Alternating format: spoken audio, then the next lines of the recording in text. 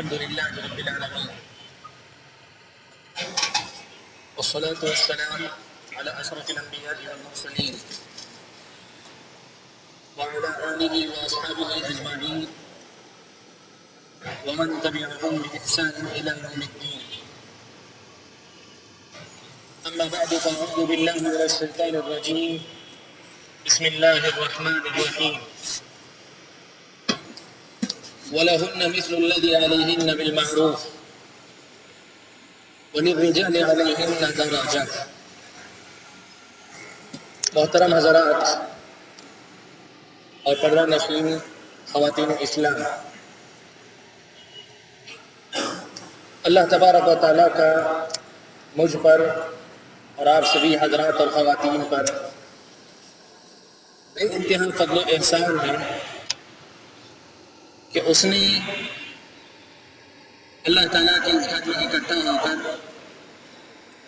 کچھ باتیں سننے سنانے کا موقع عطا فرمایا ہے. دین کی باتیں عمل کے جذبے سے سننا اور سیکھنا اسلام کی نظر میں ایک عبادت ہے. دین کی ہر بات آدمی اگر اس جذبے سے سنتا ہے کہ مجھے اس کو سمجھ کر اپنی زندگی کو سدھارنا ہے، سنوارنا ہے، تب پھر اس کا سننا بھی عبادت ہے اور اس کے بعد اس پر عمل کرنا بھی اس کا عبادت ہے. اس اعتبار سے آج کی ہماری اور آپ کی اس مسجد کے اندر حاضری حقیقت میں شب قدر کی عبادتوں میں سے ایک عبادت ہے. یہ سنت نہیں ہے، نفل عبادت ہے. مسنون عبادت تو قیام ہے، قرآن کی تلاوت ہے وغیرہ، یہ ساری چیزیں ہیں. لیکن چونکہ رمضان المبارک کے مہینے میں لوگوں کی توجہ دین کی طرف زیادہ ہوتی ہے، اس لیے یہ مناسب سمجھا جاتا ہے کہ کچھ ایسے موضوعات، کچھ ایسی باتیں آپ حضرات اور خواتین کے سامنے رکھی جائیں کہ جن کی روشنی میں میری اور آپ کی روزمرہ کی زندگی سدھر جائے، سنور جائے، آباد ہو جائے. بھائیوں، آج کی اس ملاقات اور مجلس کے لیے میں نے ایک ایسے موضوع کا انتخاب کیا ہے جس موضوع کی طرف توجہ دینے اور اس کی اصلاح کرنے کی میرے اور آپ کے معاشرے میں بہت زیادہ ضرورت ہے.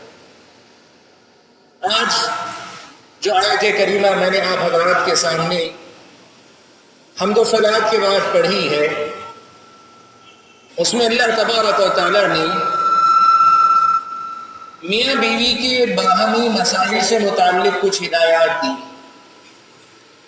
زوجین، میاں بیوی کے آپسی تعلقات، میاں بیوی کے آپسی معاملات، میاں بیوی کے آپسی مسائل، اسلامی شریعت نے ان سے متعلق جو باتیں بیان کی ہیں ان میں سے ایک اہم تعلیم، ایک اہم بات وہ ہے جو اس آیت میں اللہ نے بیان فرمائی. جو آیت میں نے حمد و صلوات کے بعد آپ کے سامنے پڑھی، اللہ نے فرمایا وَلَهُنَّ مِثْلُ الَّذِي عَلَيْهِنَّ بِالْمَعْرُوفِ وَلِلرِّجَالِ عَلَيْهِنَّ دَرَجَةٌ.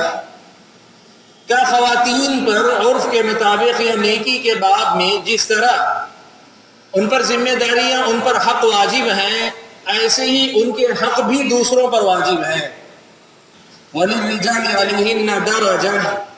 لیکن اللہ تعالیٰ نے مردوں کو عورتوں پر ایک درجہ فضیلت عطا فرمائی ہے.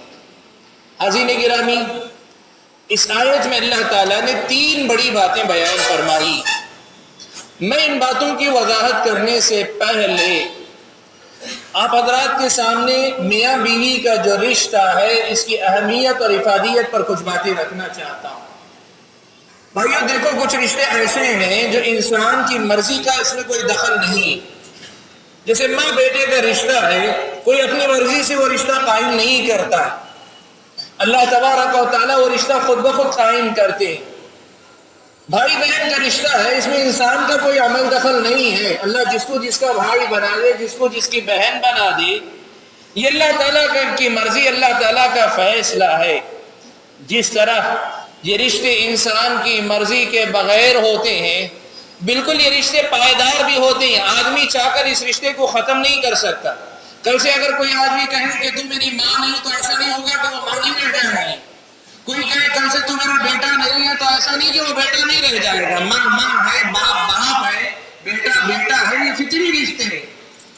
لیکن وہی رشتوں کی دوسری قسم ہے جو انسان قائم کرتا ہے، انسان ان رشتوں کو جوڑتا ہے، اور ان رشتوں میں سر فہرست رشتہ ہے میاں بیوی کا باہمی رشتہ۔ اس رشتے کی نزاکت یہ ہے کہ جس طرح انسان اپنی مرضی سے اسے قائم کرتا ہے، اسے باقی رکھنے کے لیے بھی انسان کو اتنی کی محنت کرنی پڑتی ہے، اس لیے کہ دوسرے رشتوں کی طرح یہ رشتہ پائیدار نہیں، یہ رشتہ کبھی بھی ٹوٹ سکتا ہے۔ آپ جانتے ہیں بسا اوقات میاں بیوی 20 سال 30 سال کا ازدواجی رشتہ قائم رکھنے کے بعد طلاق یا خلا کے ذریعے جدا ہو جاتے ہیں۔ بھائیو، اس رشتے کے بارے میں یہ بات یاد رکھیں کہ اسلامی شریعت نے اس رشتے کو بڑی اہمیت عطا فرمائی۔ آپ یہ بات سمجھ لیں، انسانی رشتوں میں اہم رشتہ والدین کا اولاد کے ساتھ رشتہ، ماں کے درجے کو اللہ کے نبی صلی اللہ علیہ وسلم نے اور اللہ تعالیٰ نے بہت اونچا قرار دیا ہے۔ لیکن آپ یہ بات بھی یاد رکھیں، یہ سچائی بھی یاد رکھیں کہ دنیا میں سب سے پہلے جو رشتہ قائم ہوا وہ میاں بیوی کا رشتہ ہی تھا، ماں اور بیٹے کا رشتہ نہیں تھا۔ دنیا میں سب سے پہلا جو رشتہ قائم ہوا وہ آدم و حوا کا رشتہ تھا۔ آدم علیہ السلام کی اولاد ہونے سے پہلے حضرت حوا کے ساتھ اللہ تعالیٰ نے ان کا رشتہ قائم کیا۔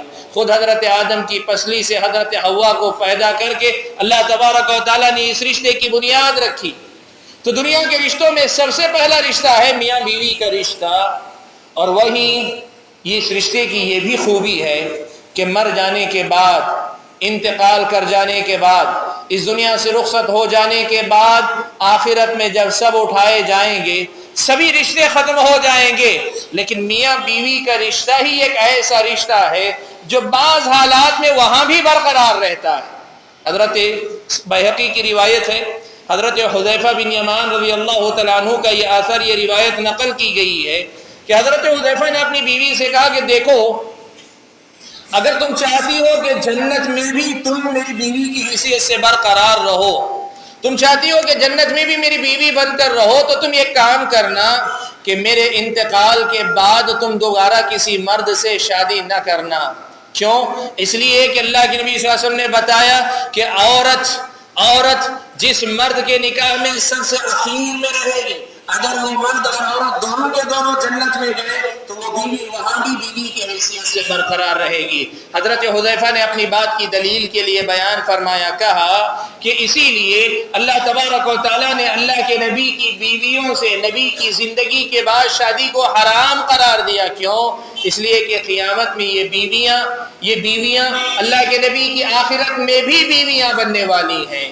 بھائیو، امہات المومنین مومنوں کی مائیں ہیں، اس لیے مائیں ہیں کہ اللہ تعالیٰ نے ان کی شادی مردوں سے جائز قرار نہیں دی، نبی کی زندگی کے بعد وہ ماں کی حیثیت سے باقی رہی، اس لیے کہ قیامت میں بھی وہ اللہ تبارک و تعالیٰ کے پاکیزہ نبی کی، اللہ کے نبی صلی اللہ علیہ وسلم کے، اللہ کے نبی صلی اللہ علیہ وسلم کی پاک بیویاں بن کر رہنے والی ہیں۔ اسی مسئلہ معلوم ہوا کہ میاں بیوی کا رشتہ ایک ایسا رشتہ ہے جو دنیا کا پہلا رشتہ بھی ہے، اور قیامت کے دن بعد حالات میں باقی رہنے والا بھی ایک اکلوتا رشتہ ہے۔ بھائیو، یہ رشتہ جہاں اس اعتبار سے اہم ہے، وہیں اس اعتبار سے بھی اہم ہے کہ اس دنیا کا نظام چلنے، اس دنیا کا سسٹم چلنے کے لیے میاں بیوی کا باہم رشتہ بہت زیادہ ضروری ہے۔ یہ میاں بیوی کا رشتہ قائم نہ ہو، نسل انسانی کا سلسلہ جاری نہیں رہے گا۔ میاں بیوی کا رشتہ قائم ہو جائے لیکن ان کی خود کیفیتوں کے ساتھ نہ رہے، ان نزاکتوں کا لحاظ نہ رکھا جائے جو نزاکتیں اس رشتے کے اندر پائی جاتی ہیں، پھر معاشرے کے اندر فساد ہی فساد ہوتا ہے۔ اور آج مجھے جس نقطے پہ گفتگو کرنی ہے وہ یہی پہلو ہے۔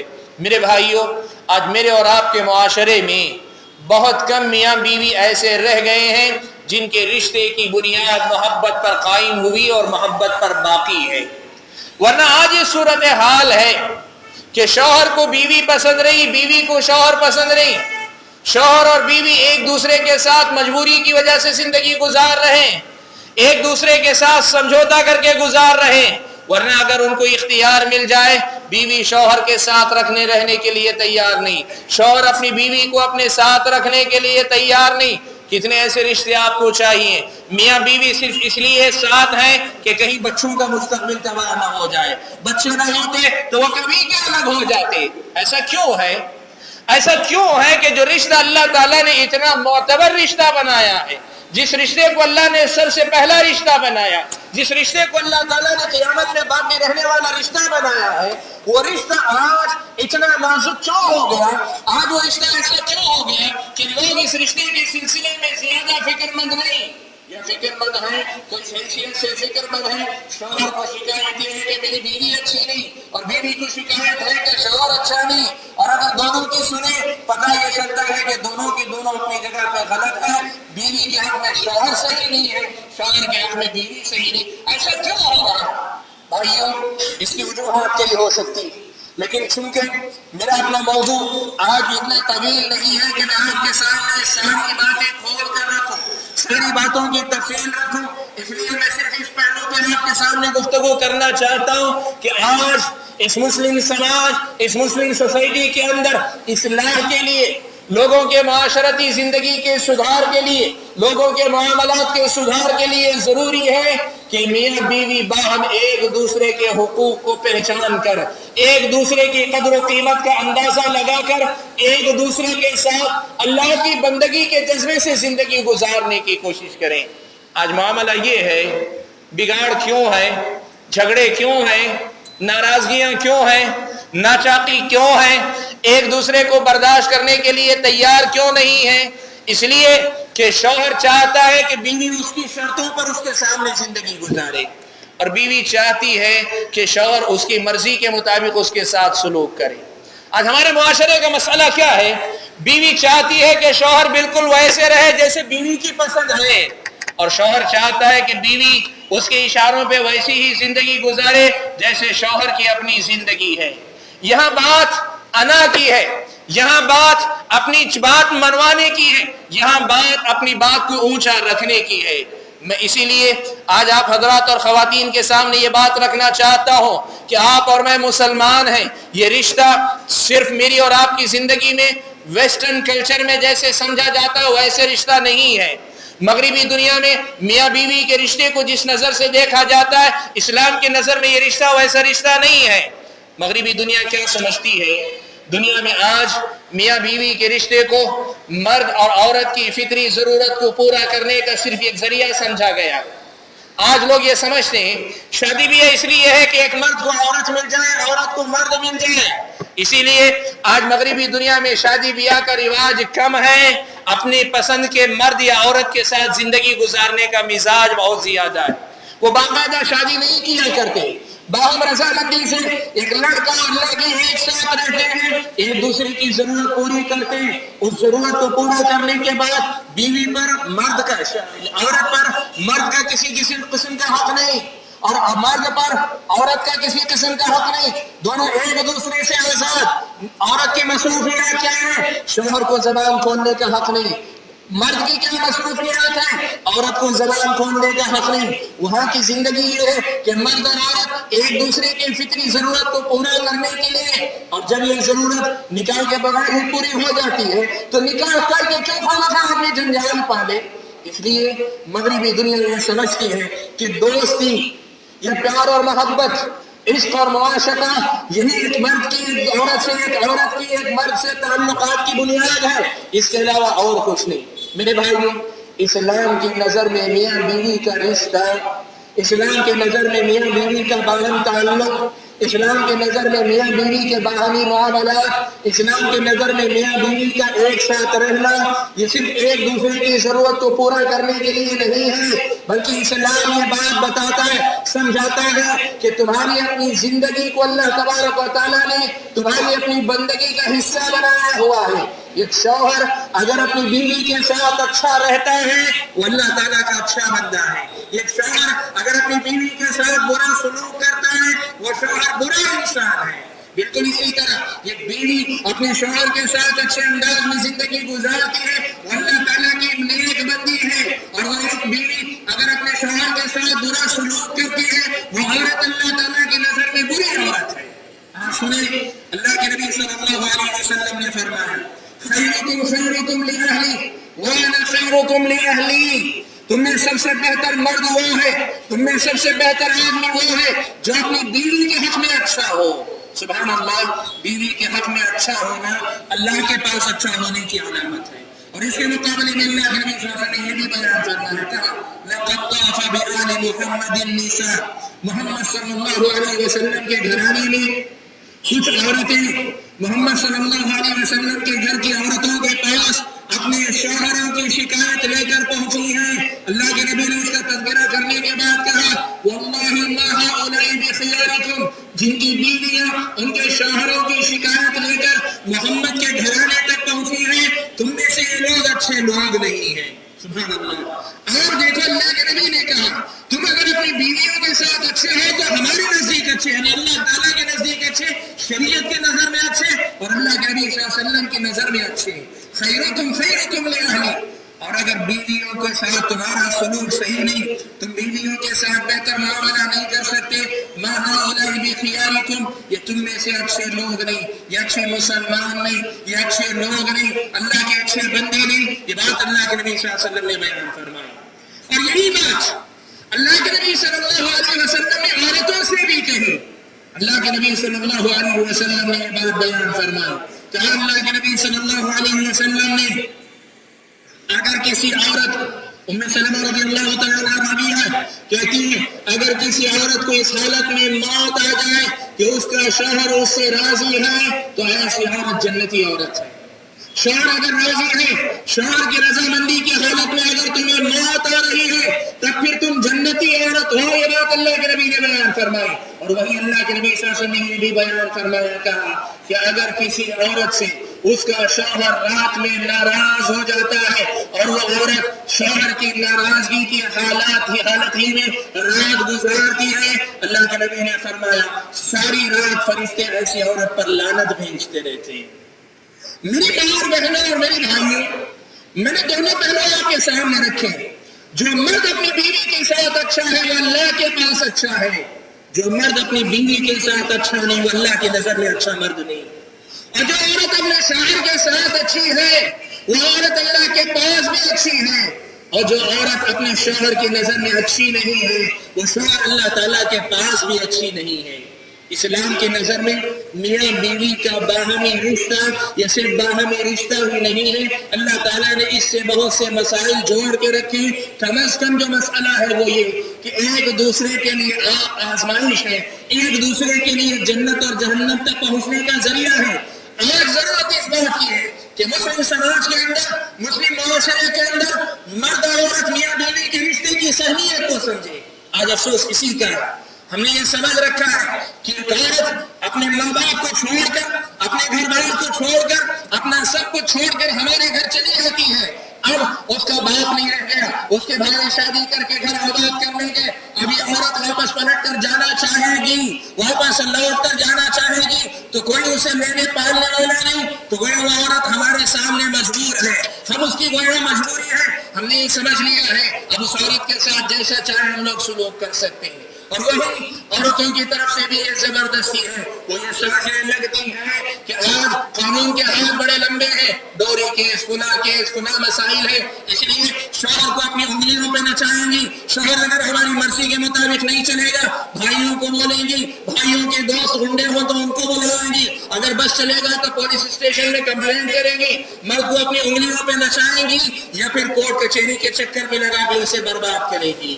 یہ طریقہ نہیں ہے دنیا والوں، یہ طریقہ نہیں ہے اس رشتے کو نبھانے کا۔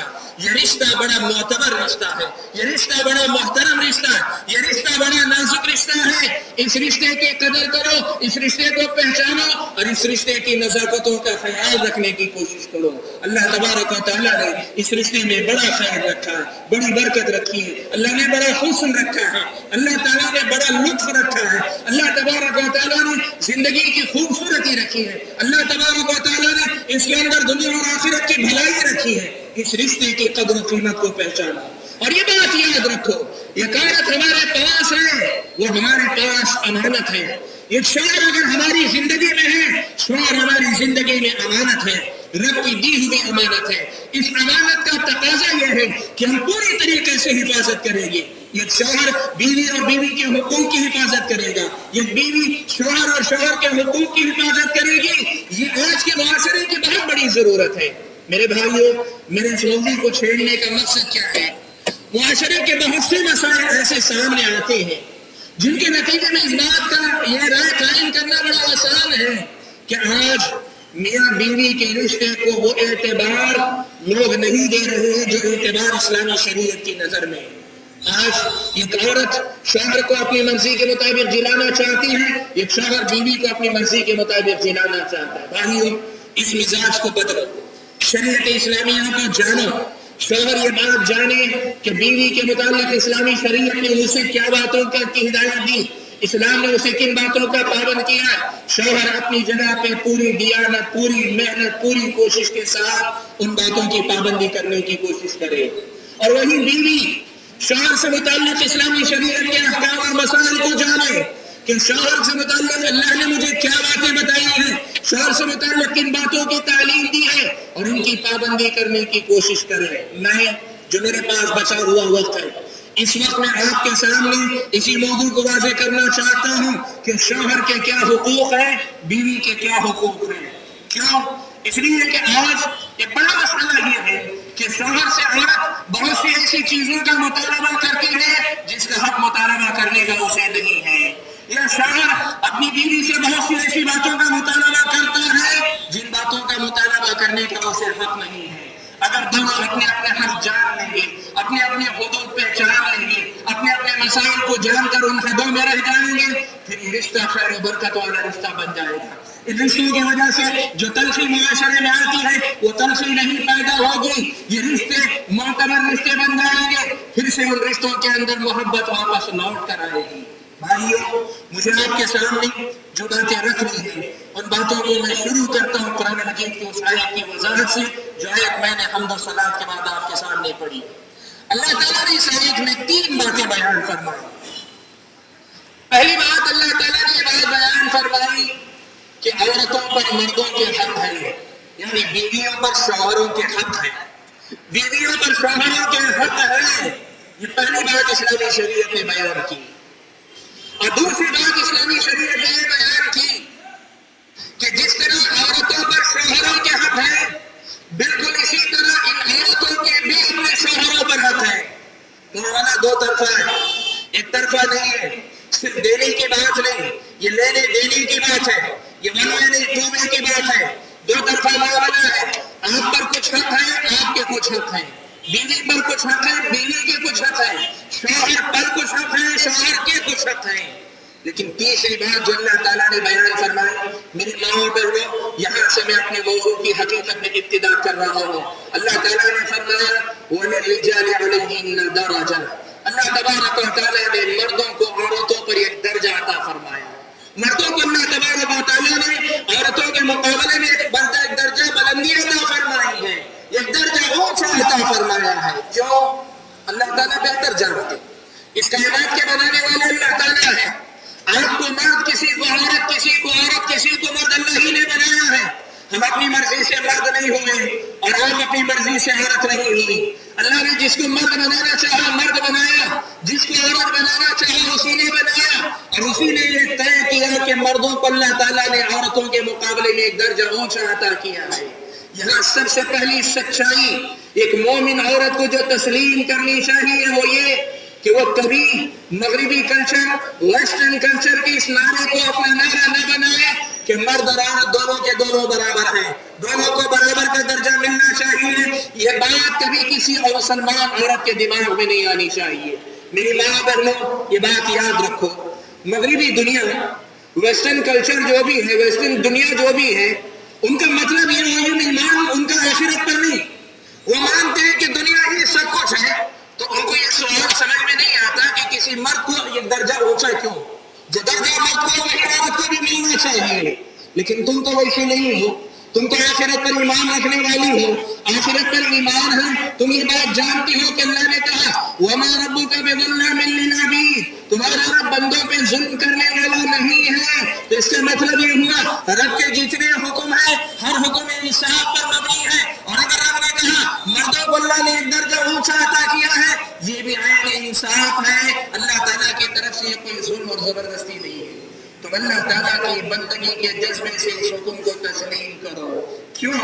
اللہ تبارک و تعالیٰ نے دنیا میں مردوں کو ایک درجہ اونچا بھی دیا ہے، مردوں پر اللہ تعالیٰ نے عورتوں کے مقابلے میں ذمہ داریاں بھی زیادہ رکھی، عورتوں کو مردوں کے مقابلے میں اللہ تعالیٰ نے ایک درجہ کم دیا ہے، وہی اللہ تعالیٰ نے عورتوں کے لیے ذمہ داریاں بھی کم رکھی ہیں۔ اور اگر شریعت کا باریکی سے مطالعہ کر کے دیکھو تو میری اس بات کو زندگی بھر یاد رکھنا، میری ماں اور بہنوں، مردوں کے مقابلے میں اللہ تعالیٰ نے جنت کا راستہ تمہارے لیے زیادہ آسان کیا۔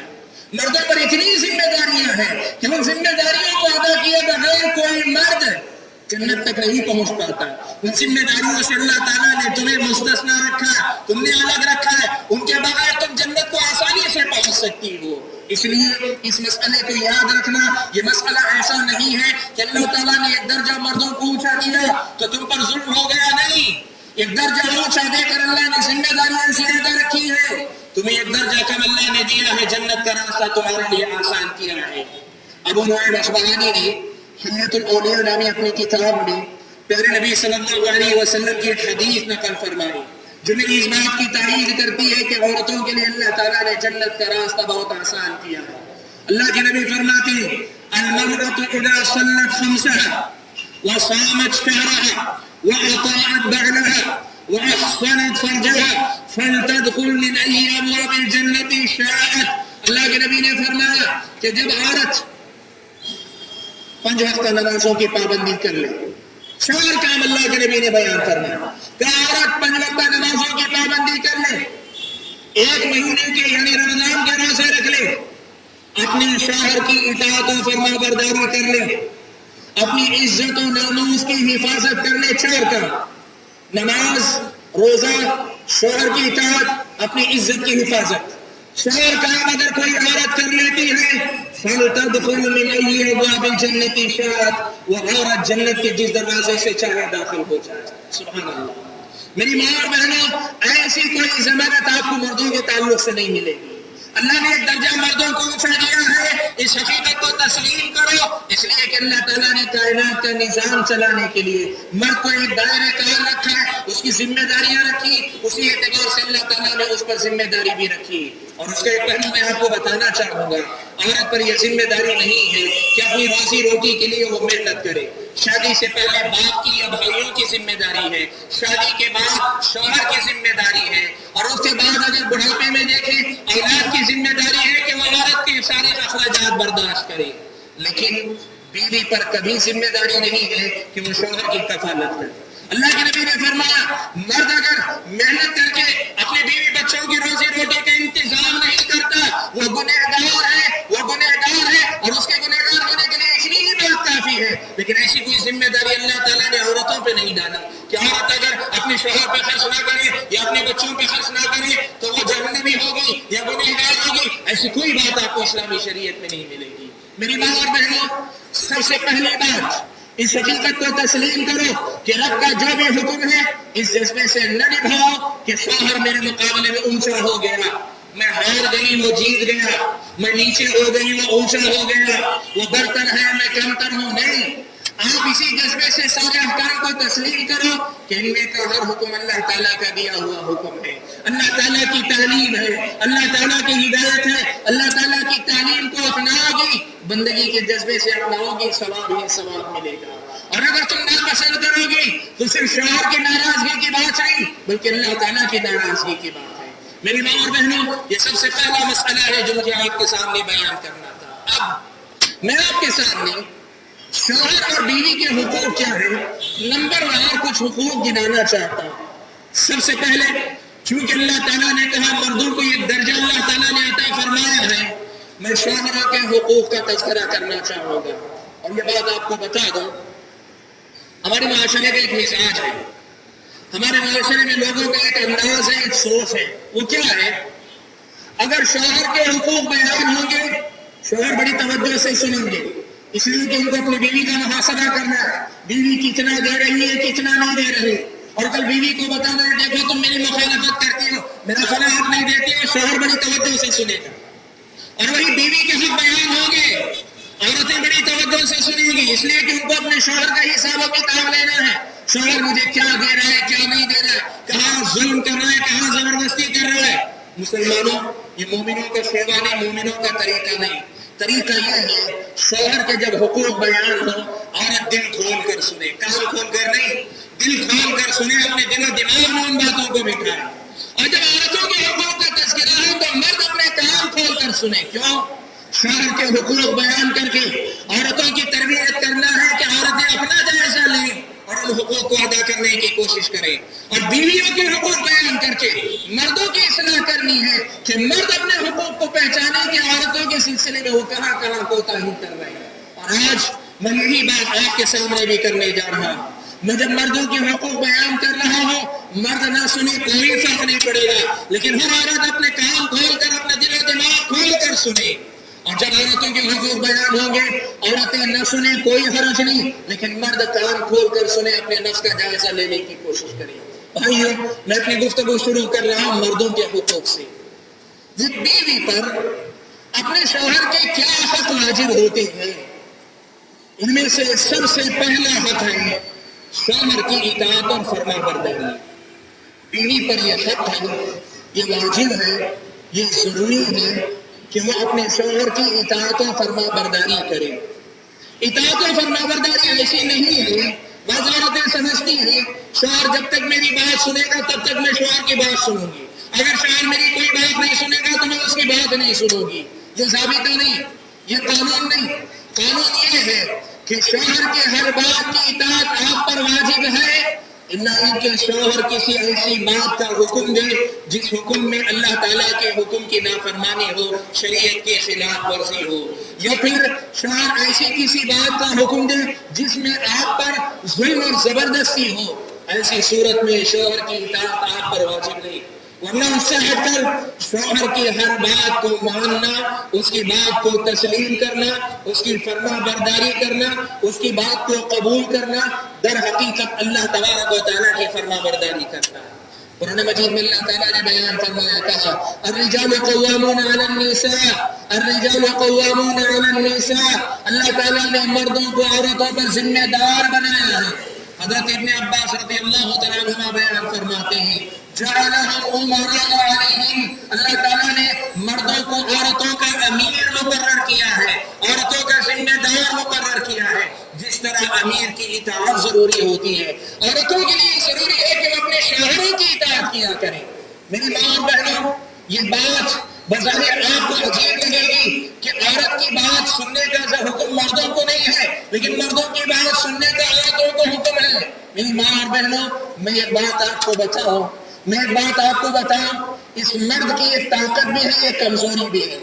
طاقت یہ ہے کہ اگر یہ فیصلہ کرے تو بڑا ضدی ہے، اگر یہ فیصلہ کر لے، اگر اٹل ہو جائے بڑا ضدی ہے، لیکن وہی اس کی یہ کمزوری ہے کہ یہ اپنا دل عورت کے سامنے آ کے ہار جاتا ہے، بڑے سے بڑا فیصلے کو وہ بدل نہیں سکتا ہے۔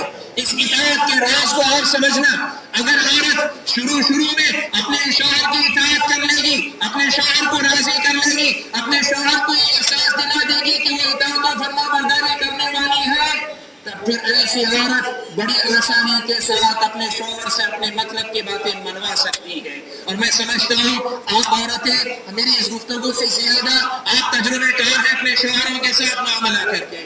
شوہر جب آپ سے راضی ہوتا ہے آپ کی انہونی بات بھی تسلیم کر لیتا ہے، اور جب ناراض ہوتا ہے سیدھی سادی بات کو بھی رد کر دیتا ہے۔ اس لیے آپ اطاعت کے اس مسئلے کو اپنے اوپر بوجھ نہ سمجھنا، بلکہ یوں سمجھنا کہ شوہروں کا دل جیتنے کا راستہ اللہ تعالیٰ نے آپ کے حوالے کیا ہے۔ آپ اپنے شوہروں کی اطاعت کرو، یہ اللہ تعالیٰ کی بندگی بھی ہے، یہ ثواب کا کام بھی ہے، یہ شوہر کے حق کی ادائیگی بھی ہے، اور ان کے ساتھ ساتھ اپنے شوہروں کا دل جیتنے کا راستہ بھی ہے۔ تم اطاعت و فرما برداری کرنے والی ہو جاؤ گی، شوہر تمہارا ہو جائے گا، تمہاری باتیں خود بخود سنے گا۔ شرط یہ ہے کہ تمہارے اندر شوہر کے دل کو جیتنے کا سلیقہ آنا چاہیے۔ میری ماں اور بہنوں، یہ شوہروں کا پہلا حق ہے کہ اگر وہ اسلامی شریعت کے حکم کی مخالفت کا حکم نہ دے، بلکہ جو حکم دے وہ شریعت سے نہیں ٹکراتا، وہ حکم ایسا ہے جس میں تم پر ظلم اور زبردستی نہیں ہے، تو پھر ایسے حکم کو قبول کرنا تم پر واجب ہے۔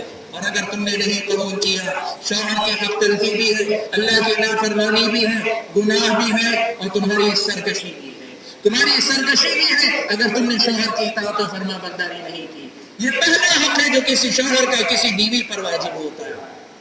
دوسرا حق جو کسی بیوی پر کسی شوہر کا واجب ہوتا ہے وہ یہ کہ اگر شوہر اپنی فطری ضرورت کو پورا کرنے کے لیے اپنی بیوی کو دعوت دے، وہ دن اور رات کا کوئی بھی موقع ہو، عورت اس کا انکار نہ کرے بلکہ بخوشی لبیک کہے۔ اسلامی شریعت یہ بتاتی ہے اگر عورت ایسی بیمار ہے کہ جس بیماری کی وجہ سے وہ اپنے آپ کو شوہر کے حوالے نہیں کر سکتی، تب وہ معذور ہے، تب وہ معذور ہے۔ اور اگر ایسا کوئی عذر اس کے پاس نہیں، ایسی بیماری نہیں ہے، تب پھر شوہر جب بلوے تب شوہر کی بات پر لبیک کہنا یہ عورت پر واجب ہے۔ اللہ کے نبی صلی اللہ علیہ وسلم نے فرمایا، سنن ترمذی اور نسائی کی روایت ہے، اللہ کے نبی نے فرمایا عورت کو اگر شوہر بلائے تو عورت اس کے پاس جائے، چاہے عورت اس وقت تنور پر روٹیاں سینکنے کے کام میں لگی ہو، لیکن کام چھوڑ کر اپنے شوہر کے پاس جائے۔ یہ شوہر کا حق ہے، یہ مرد کا حق ہے۔ یہ دو باتیں بتانا چاہوں گا۔ پہلی بات، عورت لاڑ پیار میں اپنے شوہر سے ناراض ہو جائے، یہ حق ہے، یہ اس رشتے کی خوبصورتی ہے، آپس میں روٹھ جانا، آپس میں ایک دوسرے کو منانا۔ لیکن میری ماں بہنیں یاد رکھو، روٹھنے کے بعد منانے کا موقع دینا ایک الگ ہے، اور ناراض ہو کر شوہر کو اس کے حق سے روک دینا ایک الگ معاملہ ہے۔ کوئی عورت اپنے شوہر کو اپنے قریب ہونے نہ دے، ایسی عورت گنہگار ہے۔ حضرت ابو ہریرہ رضی اللہ تعالیٰ عنہ روایت فرماتی، اللہ کے نبی صلی اللہ علیہ وسلم نے بیان فرمایا کہ جس کسی عورت کو اس کا شوہر بلائے اور وہ عورت اس کے پاس نہ جائے، وہ شوہر ناراض ہو کر رات گزارے، اللہ کے نبی نے فرمایا ساری رات فرشتے ایسی عورت پر لعنت بھیجتے رہتے تھے۔ میری ماں اور بہنوں، اس مسئلے کی حکمت کو بھی سمجھو۔ اہل علم نے یہ بات لکھی ہے، اہل علم نے یہ مسئلہ بیان کیا ہے، سمجھایا ہے، کیوں اللہ تعالیٰ نے عورت پر یہ ضروری قرار دیا، کہا فطری جذبات اللہ نے مرد کے اندر بھی رکھے ہیں، عورت کے اندر بھی رکھے ہیں۔ جب یہ جذبات بھڑکتے ہیں، عورت کو اللہ تعالیٰ نے حیا کا زیور دیا ہے۔ مرد کے مقابلے میں عورت کی حیا زیادہ شدید بھی ہے، زیادہ طاقتور بھی ہے۔ عورت کے جذبات جب بھڑکتے ہیں، حیا اس کی قدر طاقتور ہے، اگر وہ حیا باقی ہے وہ حیا اسے قابو میں کر لیتی ہے۔ لیکن جب ایک مرد کے جذبات بھڑکتے ہیں، مرد کے جذبات جب بے قابو ہوتے ہیں، اگر اس مرد کی خواہش پوری نہ ہوئی، اس مرد کے بھٹکنے کے امکانات بہت زیادہ ہوتے ہیں، اس کے بہکنے کے امکانات زیادہ ہوتے ہیں۔ اس لیے اسلامی شریعت نے شادی کا جو بنیادی مقصد رکھا ہے کہ ایک عورت کو پاک دامنی ملے، ایک مرد کو پاک دامنی ملے، اس لیے اسلامی شریعت نے یہ کہا ہے مرد جب ضرورت محسوس کرے اس کی ضرورت پوری کر کے اس کی پاک دامنی کی حفاظت تم کرو۔ یہ دوسرا حق ہے کسی بیوی پر کہ وہ اپنے شوہر کی دعوت پر لبیک کہے۔ تیسرا حق، یہی کہیے تیسرا، چوتھا اور پانچواں حق یہ ہے کہ عورت اپنی عزت و ناموس کی، شوہر کے گھر کی اور شوہر کے بچوں کی حفاظت کرے۔ پیارے نبی صلی اللہ علیہ وسلم نے فرمایا وَالْمَرْأَةُ رَاعِيَةٌ فِي بَيْتِ زَوْجِهَا وَمَسْئُولَةٌ عَنْ رَعِيَّتِهَا۔ عورت اپنے شوہر کے گھر میں ذمہ دار ہے اور اس سے اس کی ذمہ داری کے بارے میں پوچھا جانے والا ہے۔ دوسری روایت میں فرمایا وَالْمَرْأَةُ رَاعِيَةٌ فِي بَيْتِ زَوْجِهَا وَوَلَدِهِ۔ عورت شوہر کے گھر میں اور اپنے اولاد کے سلسلے میں ذمہ دار ہے۔ بھائیو، ایک عورت پر شوہر کا یہ حق ہے کہ وہ اپنی عزت کو شوہر کی امانت سمجھے، اپنی آبرو کو شوہر کی امانت سمجھے، شوہر کے گھر کو اپنا گھر سمجھے، شوہر کی اولاد کو اپنی اولاد سمجھے، اپنی عزت کی حفاظت کرے، شوہر کے گھر کی دیکھ بھال صحیح انداز سے کرے، اس کی حفاظت کرے۔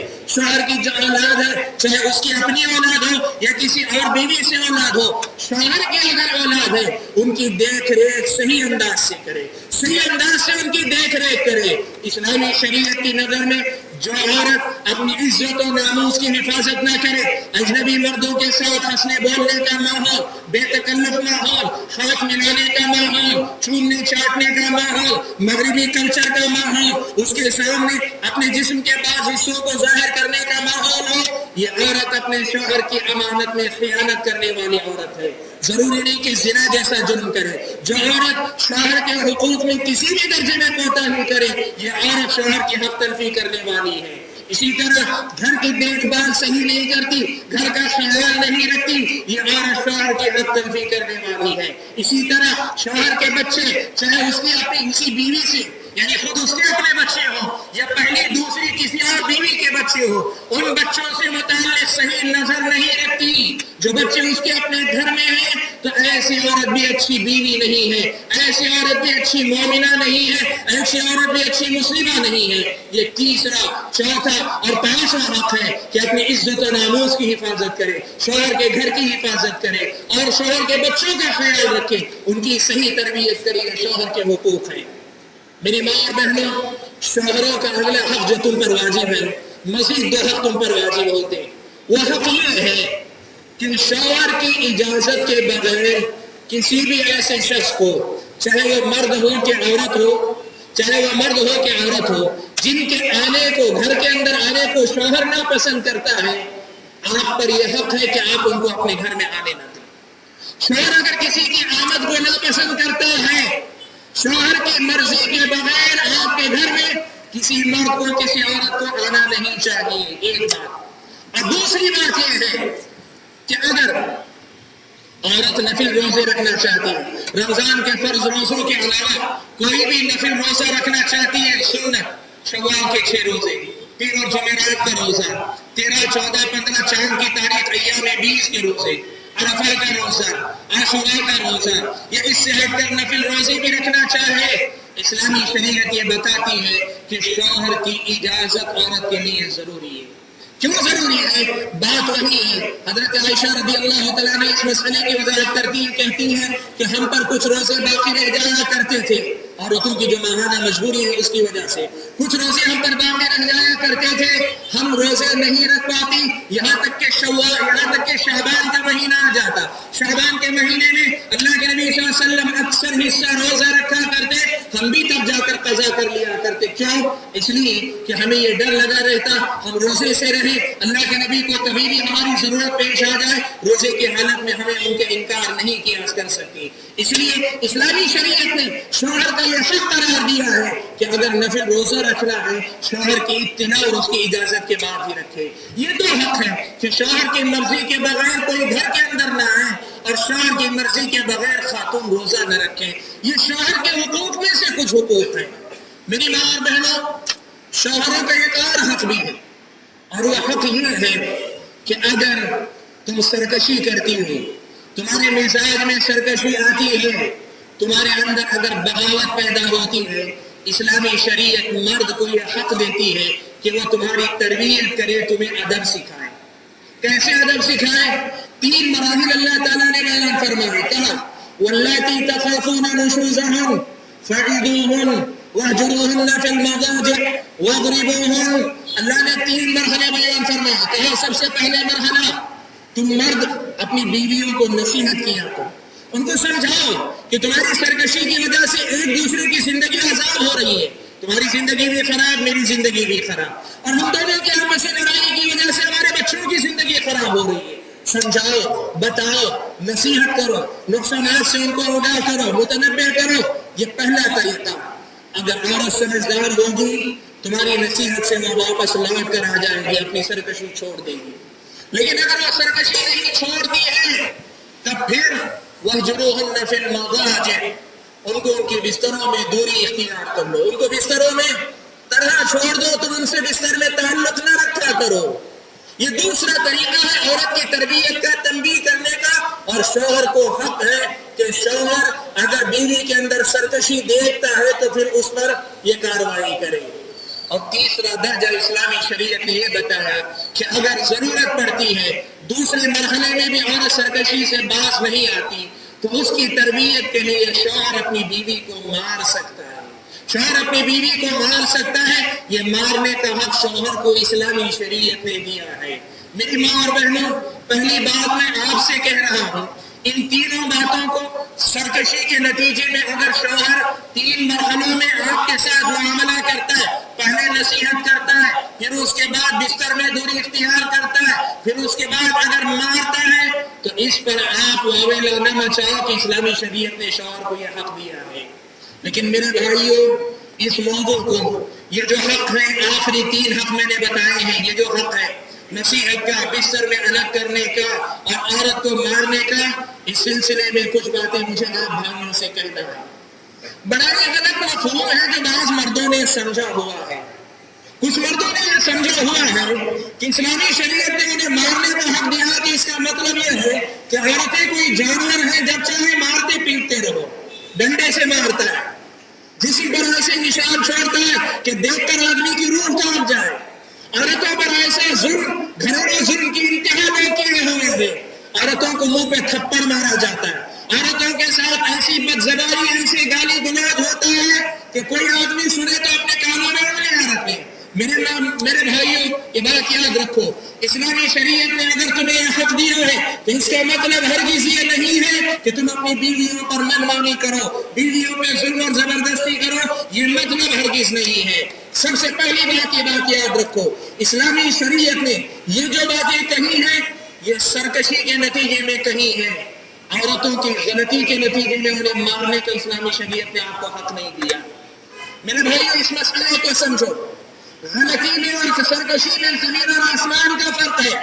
اسلامی شریعت نے عورت یا عورتوں کی غلطی پر معاف کرنے کا حکم دیا ہے، نظر انداز کرنے کا حکم دیا ہے، ان کی غلطیوں سے درگزر کرنے کا حکم دیا ہے۔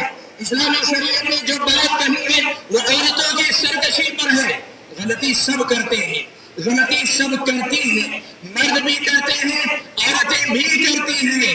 اسلامی شریعت غلطیوں کو معاف کر کے چلنے کی بات کرتی ہے، غلطیوں کو نظر انداز کر کے رشتے کو نبھانے کی تعلیم دیتی ہے۔ لیکن اگر اسلامی شریعت نے نصیحت کرنے، بستر میں دوری اختیار کرنے یا مارنے کی اجازت دی ہے تو اس وقت ہے جب آدمی عورت کی طرف سے سرکشی دیکھے۔ سرکشی اور نافرمانی میں، سرکشی اور نافرمانی ایک چیز ہے اور سرکشی کے مقابلے میں غلطی الگ چیز ہے۔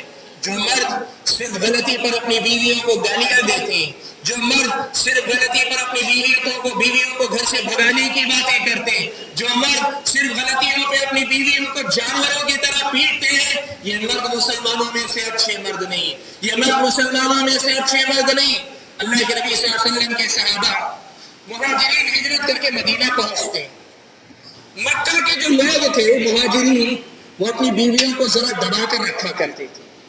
مدینے کے جو مسلمان تھے انصاری صحابہ، ان کے ہاں ماحول یہ تھا کہ عورتوں کو ذرا چھوٹ حاصل تھی۔ اب مکہ کی عورتیں مدینے کی عورتوں سے ملنے لگی، تو عورتوں میں ذرا سرکشی پیدا ہونے لگی۔ جو عورتیں مکہ کی تھیں ان کے اندر ذرا سرکشی پیدا ہونے لگی۔ حضرت عمر بن خطاب رضی اللہ تعالیٰ عنہ اللہ کے نبی صلی اللہ علیہ وسلم کے پاس شکایت لے کر کے پہنچے۔ اللہ کے نبی نے مارنے سے منع کر دیا تھا، اس وجہ سے یہ عورتیں سرکش ہونے لگی۔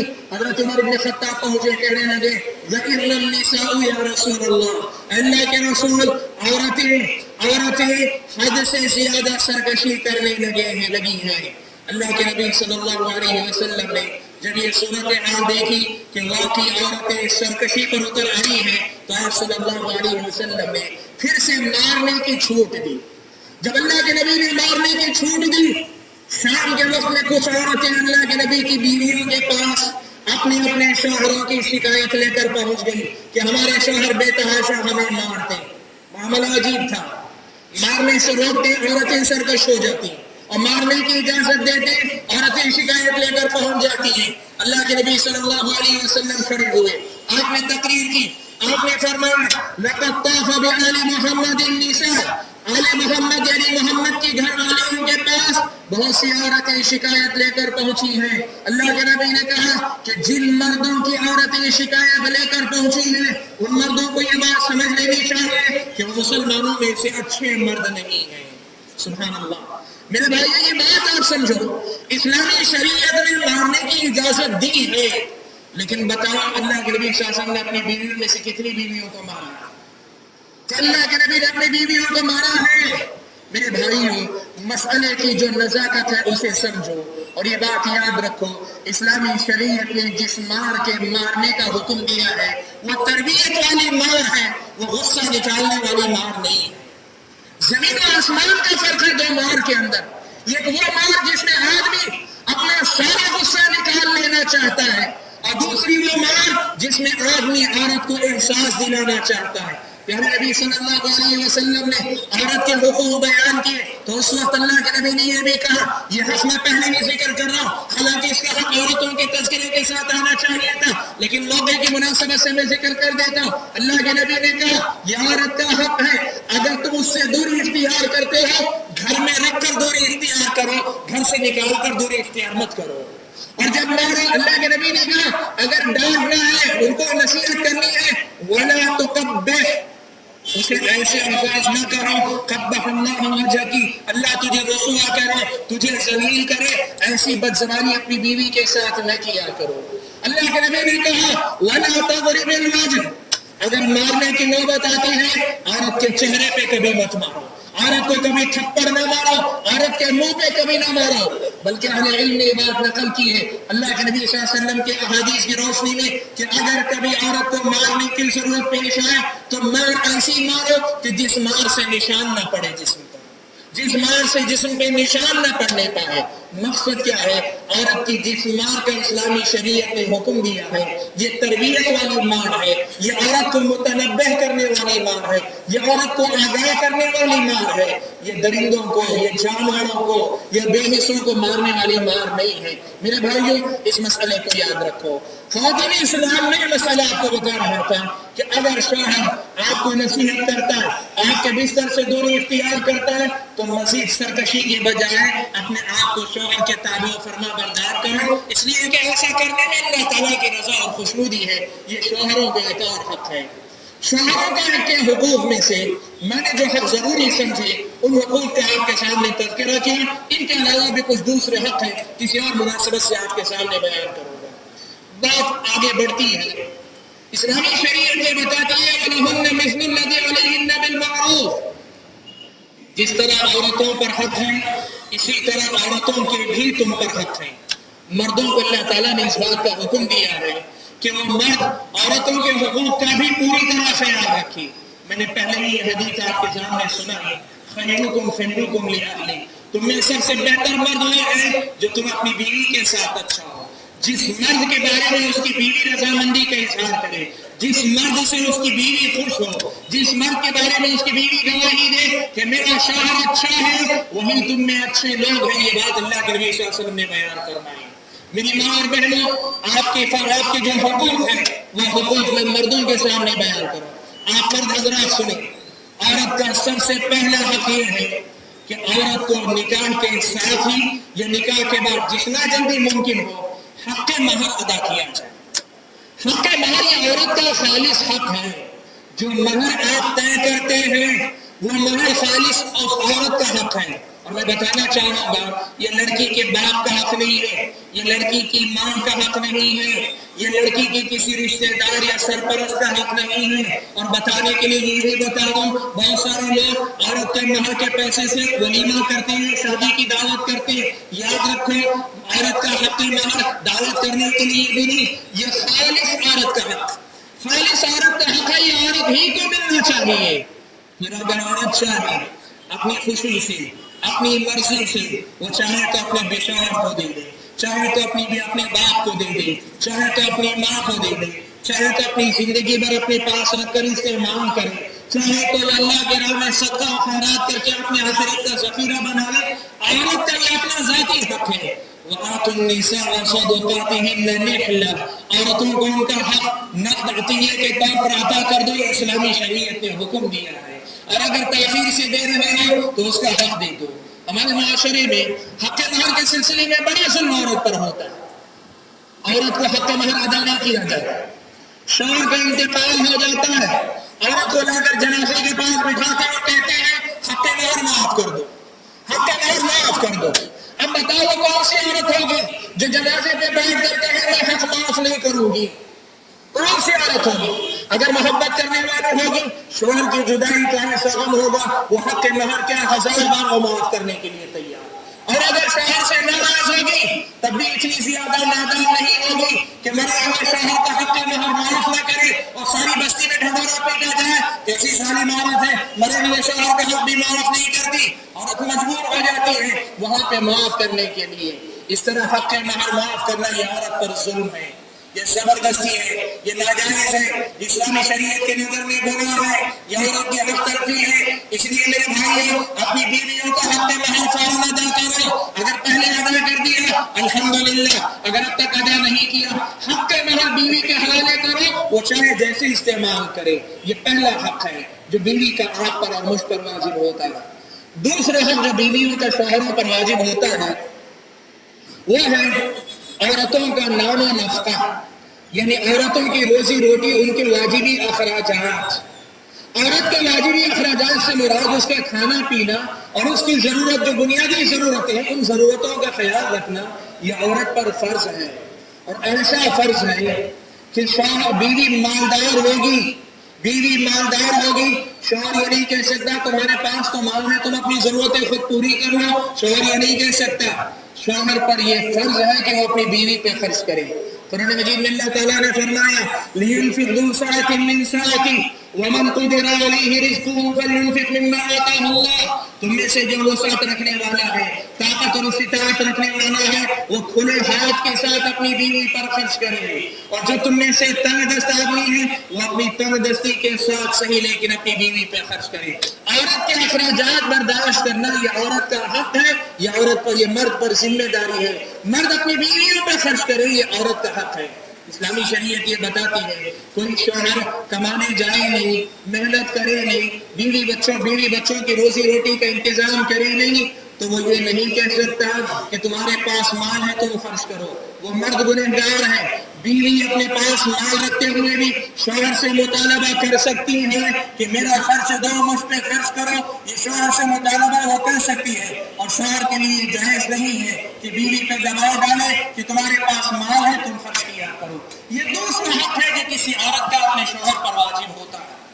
تیسرا حق جو بیوی کا اپنے شوہر پر واجب ہوتا ہے وہ ہے بیوی کو چھت فراہم کرنا یا سکن رہائش فراہم کرنا.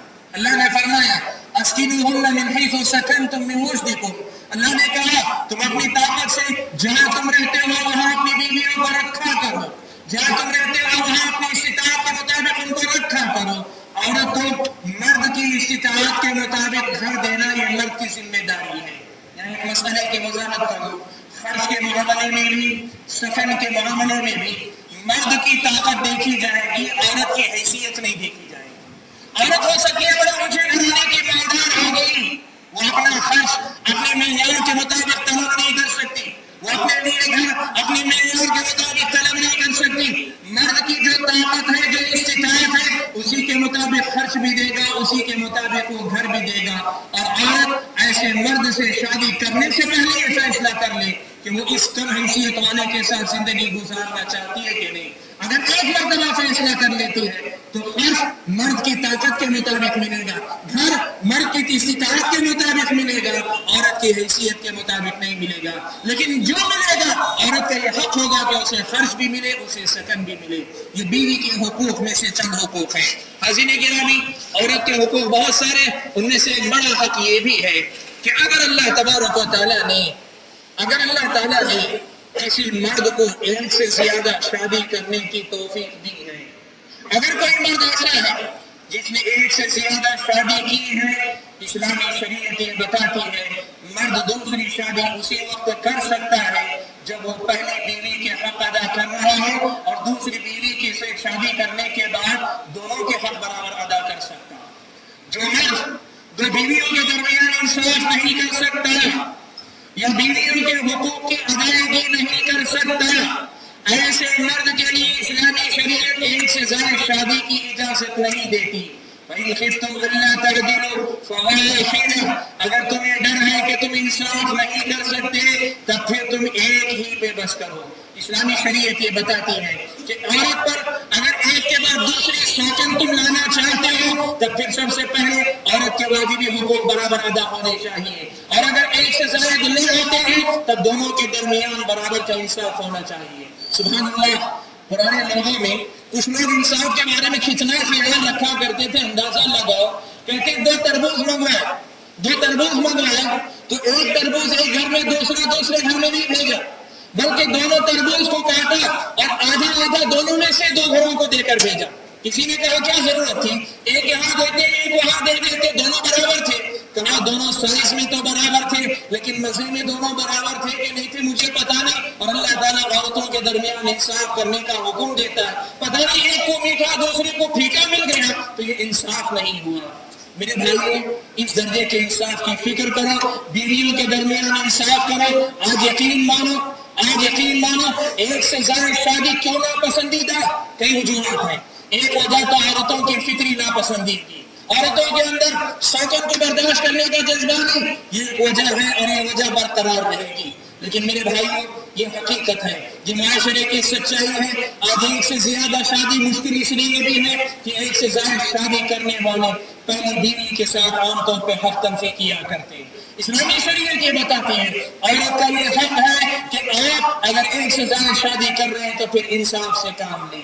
اور آخری حق جس کا ذکر میں کر کے اپنی بات کو سمیٹنا چاہوں گا وہی ہے, اسلامی شریعت مردوں کو اس بات کا حکم دیتی ہے کہ مرد اپنی بیویوں کی خاطرداری کریں, ان کے ساتھ اچھے طریقے سے معاملہ کیا کریں, ان کی دلجوئی کیا کریں, ان کا خیال رکھا کریں.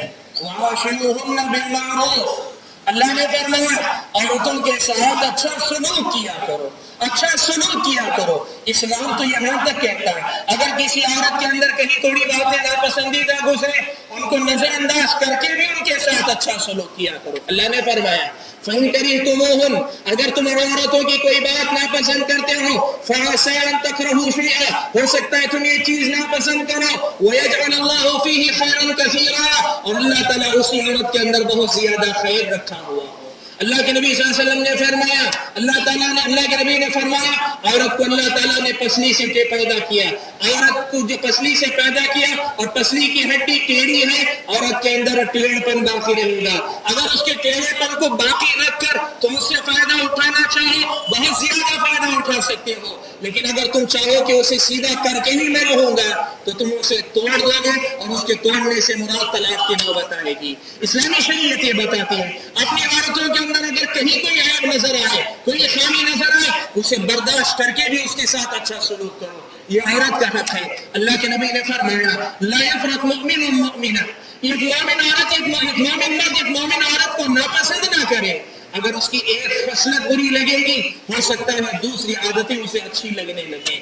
اسلام یہ بتاتا ہے جو عادت بری لگے اسے نظر انداز کر دو, جو عادتیں اچھی ہیں ان کو دیکھ کر اس کے ساتھ زندگی گزارنے کی کوشش کرو. دیکھو اللہ کے نبی صلی اللہ علیہ وسلم اپنی بیویوں کے ساتھ کیسا معاملہ کرتے ہیں. اللہ کے نبی صلی اللہ علیہ وسلم حضرت عائشہ کے ساتھ عمر کا کافی فرق ہے, لیکن حضرت عائشہ کے ساتھ دوڑ کا مقابلہ کرتے تھے. ایک مرتبہ حضرت عائشہ جیت گئے لیکن ذرا عمر بڑھی, حضرت عائشہ کے جسم میں گوشت بھر گیا. حضرت عائشہ اور حضرت اللہ کے نبی نے دوبارہ دوڑ کا مقابلہ کیا. اب کی بار اللہ کے نبی جیت گئے, حضرت عائشہ ہار گئے. اللہ کے نبی صلی اللہ علیہ وسلم نے حضرت عائشہ سے کہا حاضی بھی تل کا, عائشہ پہلے تم جیتی تھی اب میں جیت گیا, یہ اس کی برابری ہو گئی. بھائی سوچ کر دیکھو یہ کیسا ماحول ہے, میاں بیوی کے درمیان کیسی کیفیت ہے. مقابلہ, پہلے ہار دوسری جیت, پھر اس کے بعد احساس دلانا کہ میں نے تمہارا حساب برابر کر دیا. کیسے ماحول میں اجیا کرتے تھے. میں عائشہ کہتی ہیں حبشہ کے لوگ مسجد نبوی میں نیزہ بازی کی مشق کیا کرتے, مجھے دیکھنے کا شوق ہوتا. اللہ کے نبی دروازے پہ کھڑے ہو جاتے, میں آپ کی پیٹھ کے پیچھے سے جھانک کر دیکھا کرتی. جب تک میں اپنی مرضی سے وہاں سے ہٹ نہیں جاتی اللہ کے نبی صلی اللہ علیہ وسلم وہیں کھڑے ہو کر برابر مجھے نظارہ کروایا کرتے تھے. سبحان اللہ. اپنی بیویوں کے ساتھ ایسے پیار کے ساتھ محبت کے ساتھ برتاؤ کرنا سیکھو. دیکھو اللہ کے نبی صلی اللہ علیہ وسلم کیسا معاملہ کرتے ہیں. میرے بھائیوں, عورتوں سے متعلق اللہ کے نبی نے قوانین کہا ہے. اللہ کے نبی صلی اللہ علیہ وسلم نے ان کو آگ دینا کہا ہے. کانچ کے برتن سے اللہ کے نبی نے تشبیہ کی ہے. جس طرح کانچ کا برتن ہلکی سی چوٹ سے ٹوٹ کر بکھر جاتا ہے, عورت بھی معمولی ٹھیس سے بکھر جاتی ہے، اس کی حفاظت کرو، اس کے جذبات کی قدر کرو، اس کے احساسات کا خیال رکھو، اس رشتے کو اچھے طریقے سے نبھانے کی کوشش کرو۔ مجھے زیادہ کچھ نہیں کہنا، جو باتیں مجھے آپ حضرات کے سامنے رکھنی تھی وہ باقی مختصر سی باتیں تھیں کہ اس رشتے کو معاشرے کے اندر مضبوط کرنے کی کوشش کرو۔ آج اس رشتے کے اندر ہزار قسم کی خرابیاں ہیں، لیکن بیویاں شوہر کے حقوق کو پہچان لیں اور شوہر بیویوں کے حقوق کو پہچان لیں، پوری دیانت کے ساتھ، پوری محنت کے ساتھ ان حقوق کو ادا کرنے لگ جائیں، دنیا ہی میں ہمارے گھر خوشی کا گہوارہ بن جائیں گے، امن و سکون کا گہوارہ بن جائیں گے، خیر اس معاشرے کے اندر نظر آئے گا۔ میں اللہ تعالیٰ سے دعا کرتا ہوں کہ اللہ تبارک و تعالیٰ میرا اور آپ کے گھروں کے اندر جو رشتے ہیں، ان رشتوں کے تقدس کو اللہ تعالیٰ بحال رکھے، اللہ تعالیٰ ان رشتوں کے احترام کو ہمارے دلوں میں برقرار رکھے، میاں بیوی کے دل میں ایک دوسرے کے لیے محبت اللہ تعالیٰ برقرار رکھے، ناراضگی اور نفرت کا خاتمہ اللہ تعالیٰ فرمائے، ایک دوسرے کا معاون اور مددگار بننے کی توفیق عطا فرمائے۔ اللہ تبارک و تعالیٰ اس رشتے سے جڑے جو خیرات اور برکات اللہ نے رکھی ہے، ہم میں سے ہر ایک کی زندگی میں اللہ تعالیٰ اسے لاگو کرے، نافذ کرے۔ اللہ تعالیٰ ہر قسم کے خیر سے ان رشتوں کو آباد رکھے، اور جو کچھ ہم نے کہا سنا ہے اللہ تعالیٰ صحیح انداز سے سمجھ کر عمل پیرا ہونے کی توفیق عطا فرمائے۔ آمین وآخر دعوانا الحمدللہ رب العالمین، والسلام علیکم ورحمۃ اللہ۔